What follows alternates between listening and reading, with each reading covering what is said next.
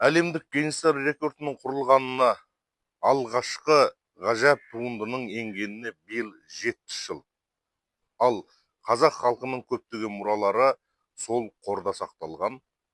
Былтыр ғана Балбырауын күйі 3000 адамның орындауымен осы Гиннестің рекордына кірген болатын.